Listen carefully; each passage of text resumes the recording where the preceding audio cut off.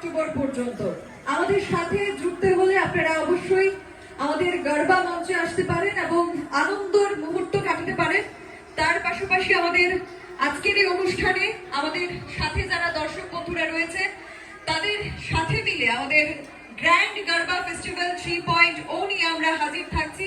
আমাদের সাথে আরো জুড়তে হলে আপনারা অবশ্যই গুগল প্লে স্টোর থেকে ডাউনলোড করে নিতে পারেন আমাদের mobile app the social Bangla.